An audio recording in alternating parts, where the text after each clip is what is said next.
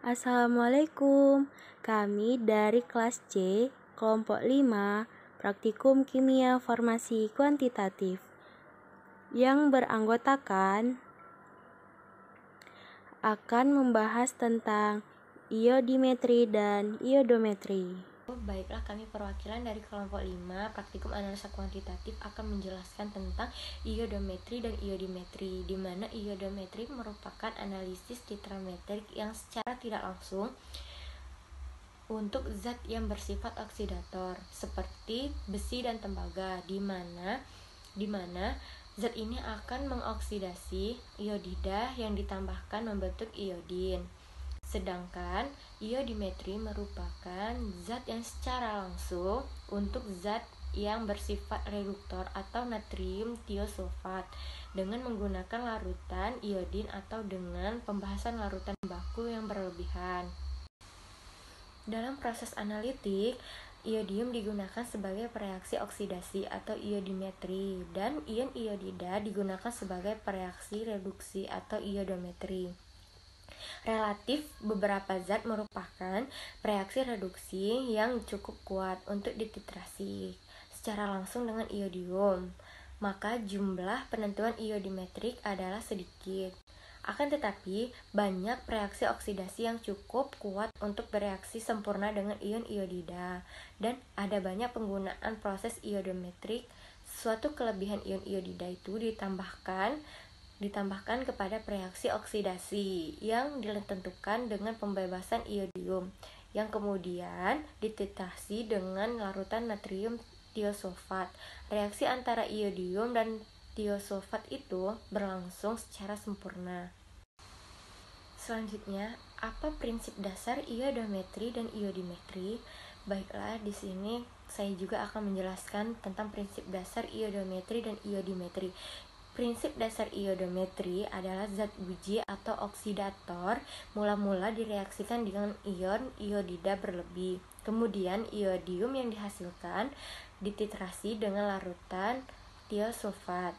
Sedangkan prinsip dasar iodimetri adalah zat uji atau reduktor langsung dititrasi dengan larutan iodium, di mana sebagai larutan itu terbentuk larutan standarnya.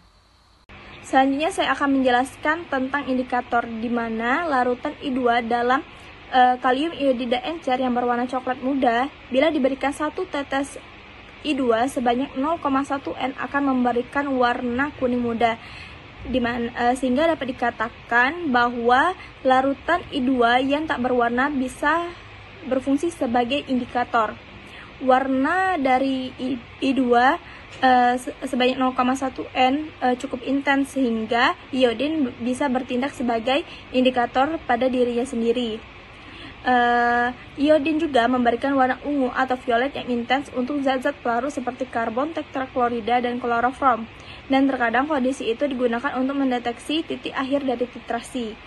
Namun, suatu larutan atau penyebaran koloidal dari kanji lebih umum digunakan karena warna biru gelap dari kompleks iodin kanji bertindak sebagai tes yang sensitif untuk iodin. Selanjutnya, yaitu perbedaan dari iodometri dan iodimetri berdasarkan perbedaan warna pada titik ekuivalennya, di mana pada iodometri, perubahan warna pada titik ekuivalen atau TE dari biru menjadi tak berwarna. Sedangkan pada iodimetri, pada perubahan warna pada titik ekuivalennya atau TE dari tak berwarna menjadi biru.